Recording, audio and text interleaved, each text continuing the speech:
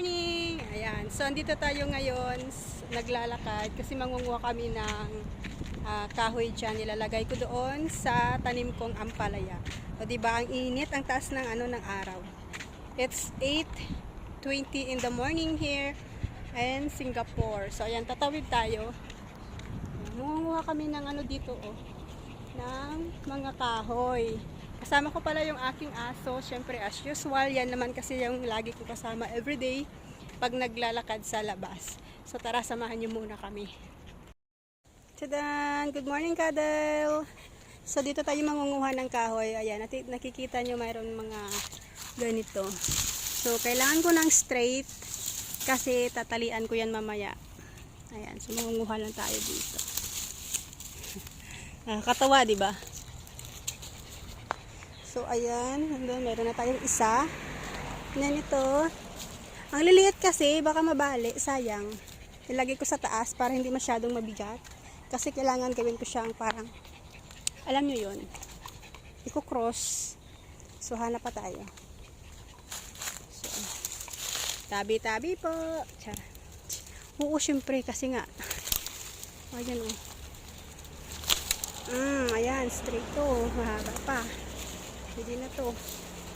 Tapos story time muna tayo habang nangunguha ng kahoy dito. So alam nyo ba guys, nung minsan na dumaan kami ng aso ko dito, Sunday yun tapos alas 7 na ng gabi. Dito kasi sa Singapore, pag alas 7 na ng gabi, hindi pa siya gaano ka dilim. So maliwanag pa ng konti. So alam nyo yun, napahinto ako nung bigla kong narinig na parang mayroong something sa loob ng gubat. Tingnan nyo naman kung gaano kasukal yung gubat na ito. So dahil medyo marites yung aling pig nyo, sumilip ako ng konti. So yun nga, nakita ko naglatag sila ng kanilang higaan. Oh my God, sobrang mosquito or malamok yung area na dito guys.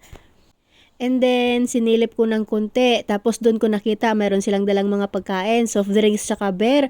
Napaisip ako tuloy, sabi ko, ano kayang gagawin nila doon? Bakit nagiinuman sila sa loob ng gubat? Naging marites na tuloy yung pig. Charot! So, syempre, sa mga ganong gawain, syempre, understand na natin yon. Pero sana naman, ay magpumili naman sila ng mga area nila kung saan sila makikipag-happiness. Wow, happiness!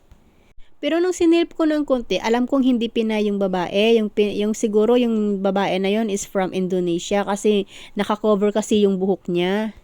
Tapos yung lalaki, I think, is Bangladesh. Ganon. Hindi naman ako nang sa tao. Gusto nila yun So, that's it lang yung, yung small story. Charot.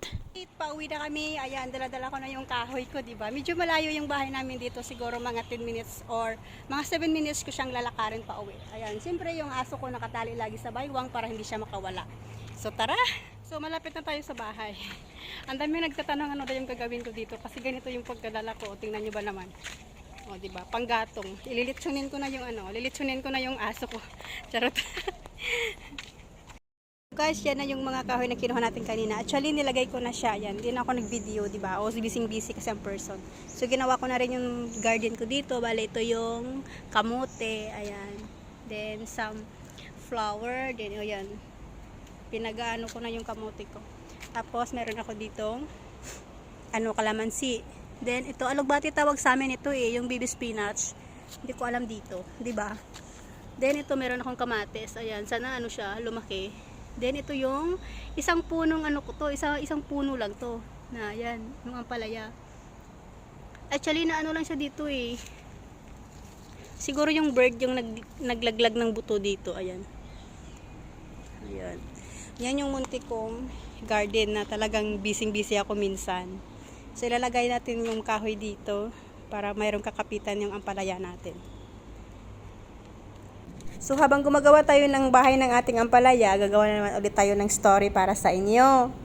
Alam nyo ba guys, nung bata pa ako, or kahit nung sa Pilipinas pa ako, hindi ko naman talaga hilig magtanim ng mga halaman. Kasi parang hindi kasi sila mabubuhay sa kamay ko. Hindi ko nga alam kung anong mayroon sa kamay ko So then, nung nandito na ako sa Singapore, tapos mayroon siyang bakanting lote. Wow, bakanting lote. Mayroon kasing bakanting alam niyo ba, parang mini garden dito sa labas ng bahay namin. So, ayun, inimbento ko.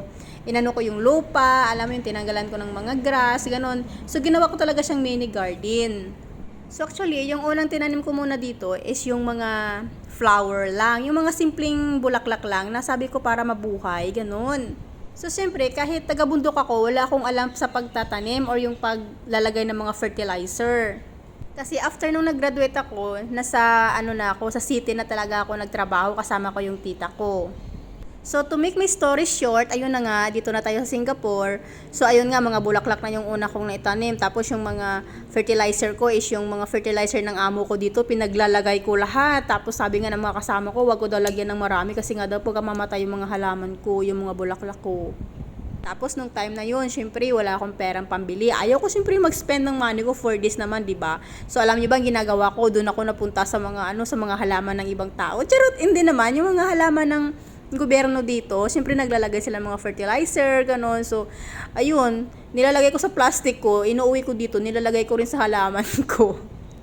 So, lumago yung yung bulaklak na nilagay ko dito. Ang ganda ng flower niya actually. So, ngayon naisip ko, sabi ko, bakit di ako magtanim ng ng mga gulay? Tapos para mayroon akong gulayin after, 'di ba?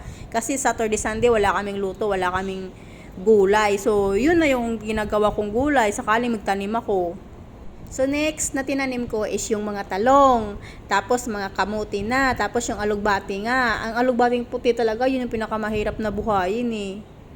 So, syempre, to the rescue naman yung kapitbahay namin. Yun, siya yung nagtuturo sa akin kung paano magtanim, kung paano daw buhayin ng maayos yung mga halaman namin, mga ganon.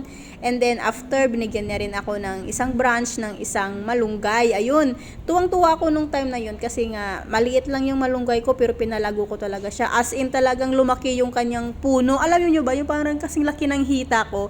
As in, tuwang-tuwa ko at ang gaganda talaga ng dahon. Mayroon ako mga video niyan eh. Try nyo i-search, charot. Then after, ito yung pinakamahirap sa lahat. Yung meron kang, alam nyo yun, yung kapitbahay na hirap pakisamahan. So ito na yung kwento sa kapitbahay namin na ang hirap-hirap niyang pakisamahan kahit hanggang ngayon. So alam nyo ba guys, nung umuwi ako ng Pilipinas, nagbakasyon kasi ako. Tapos nung pagbalik ko, alam nyo yun, yung malunggay ko wala ng dahon kasi nga pinaputol niya. Tapos, every time na magkaroon ng maganda or bagong branches, ay kinukuha niya hanggang sa namatay na lang talaga yung aking malunggay. So, ngayon, wala na akong malunggay. O, di ba? Nakakainis lang. Ang sarap niyang, alam nyo na, charot lang. Tapos ngayon, nung pagbalik ko na, parang hindi na maganda yung lupa. Siyempre, sa katagalan talaga, yung lupa kasi, parang hindi siya maganda, lalo't pag wala ng fertilizer masyado. Hindi na kasi ako nabili ng fertilizer, at naubos na rin yung fertilizer ng amo ko eh. And then, every New Year kasi, alam mo yon, nireregaluhan kasi yung amo ko ng kalamansi. Parang design lang sana siya, kaso lang after nun, pwede mo naman siyang buhayin kung gusto mo. So, ayun nga, pinalago ko siya, nilagay ko muna sa paso, hanggang nilagyan ng mga fertilizer, hanggang talagang nagkaroon siya ng maraming bunga. Ayun, parang ang ganda ng niya. So, naisipan kong ilagay na lang siya sa labas, yung tipong parang nasa lupa na lang talaga siya, para at least yung ugat niya makakapag-expand naman, di ba? So, ayan, nagkaroon ako ng kalamansi sa labas ng bahay namin. Yun nga lang, kinukuha nga nila. So, and then after niyan, yung mga tinatanim ko dito is yung mga basil na, tapos yung mga flower na hindi ko na naiintindihan kasi wala na kasi akong itatanim. And then, ito nga yung aming ampalaya, o diba, isang pirasong ampalaya. Sana nga lumago siya para mayroon tayong makain every Sunday at Saturday. And then, syempre, para magkaroon ako ng medyo maraming halaman dito, nagtanim na rin ako ng lemongrass kasi naman sa manghingi tayo sa kapitbahay natin. Charot lang. Oo, para 'di ba? Then kung nakikita niyo yung alugbati ko, syempre ang taba na. Yung ginawa ko naman dito or yung alugbati ko naman ay galing to sa online shopping kasi yung amo ko kasi mahilig bumili sa online. So organic din ito. So akala ko nga hindi siya mabubuhay kasi nga parang sobrang young niya. At alam niyo ba guys, alam mo yung parang tipo akong baliw na kinakausap yung halaman ko, di ba? So yan lang yung inabot ng kahoy natin kanina. Tingnan yung ginawa ko. Charlock. Para-paraan lang yan, para merong kakapitan yung ampalaya ko. O, tingnan nyo naman. O di ba, parang namumulaklak na. Charot, nagmamadali. Yan, nilagyan ko siya ng hagdan, paakyat dito. O di ba, parang nagbahay-bahayan lang. So, di ba? So, ayan na siya. Ang tataba ng ng alugbati, tingnan niyo. O, di ba? Tapos yung mga fertilizer ko, yung mga ginawa kong mga orange juice, carrot juice, ayan. So, ayan, kung nilalagay. Ginagawa ko siyang fertilizer, pampataba. So, ayan, tingnan niyo naman yung kalamansi ko. May mga bunga na, syempre, ayan.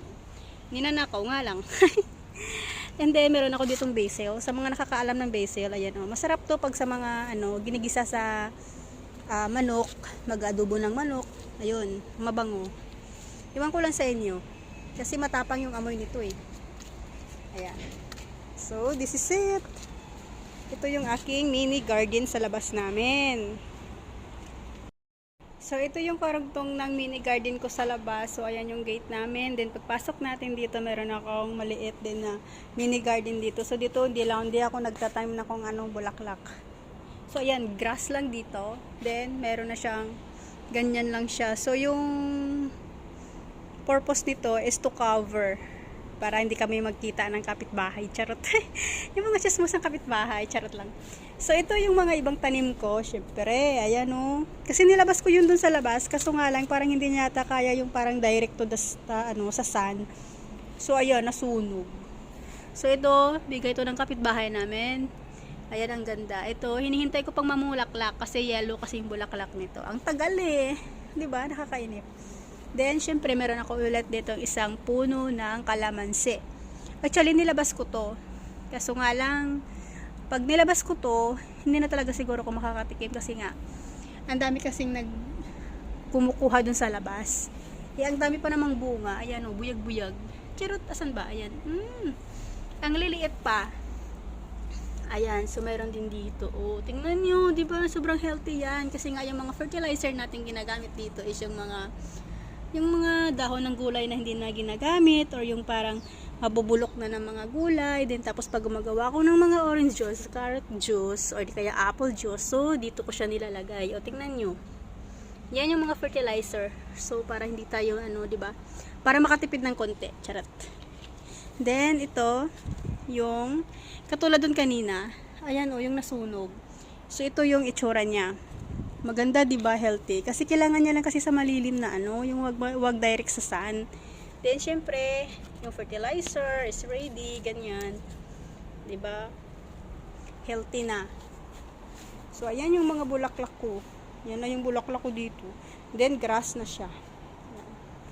And then syempre, yan yung ibang mga tanim ko. Syempre meron ako dito, ayan may tao pala dun sa taas. Char. Yeah. Mga kapalangga, ayan, pagod na yung person at maglilinis na ako ng aming bahay. So, tapos na ako dito sa aming garden.